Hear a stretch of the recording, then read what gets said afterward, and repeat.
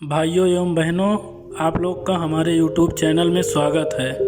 आज हम इस वीडियो के माध्यम से आप लोग को बताएंगे कि राम के हाथों रावण के मर जाने के बाद मंदोदरी का क्या हुआ था। दोस्तों, रामायण के अनुसार मंदोदरी लंका के राजा रावण की पत्नी थी। लेकिन क्या आप लोग जानते हैं कि राम के हाथों रावण के मर जाने के बाद मंदोदरी का क्या हुआ था। दोस्तों, वीडियो को पूरा ज़रूर देखना, तभी आप लोग को पूरी जानकारी मिलेगी।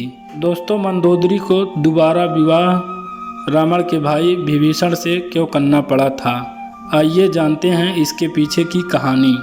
तो आप लोग को तो पता ही है, रावण तो स्वभाव से बहुत बड़ा अहंकारी था और मंदोदरी को ज्ञात था कि जिस मार्ग पर रावण चल रहा है उस मार्ग पर उसका विनाश निश्चित है।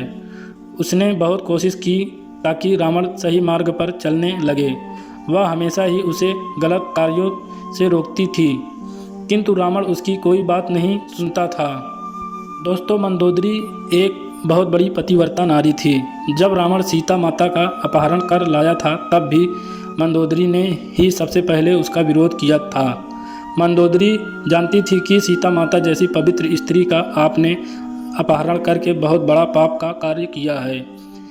फिर मंदोदरी बोली, आपने अपने जीवन में सभी पापों में से सबसे बड़ा सीता माता का अपहरण करके पाप किया है।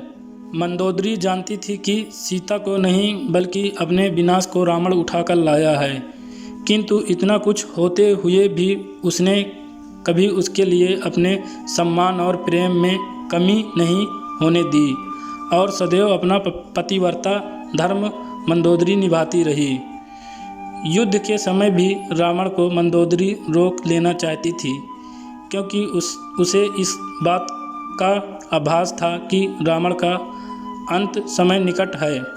किंतु फिर भी उसने अपना पतिव्रता धर्म निभाते हुए अपने पति रावण को तिलक लगा कर विदा की और विजय होकर लौटने की मनोकामना की।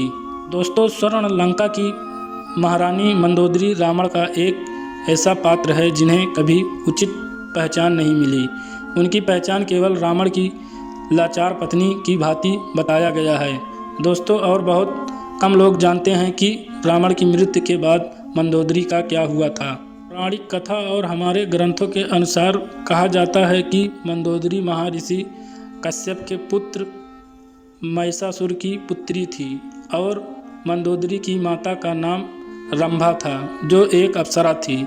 मंदोदरी का विवाह रावण से हुआ था। एक बार की बात है, रावण महिषासुर से मिलने आया था और वहां पर मंदोदरी को देखकर सम्मोहित हो गया था और उससे विवाह करने की इच्छा जाहिर की थी।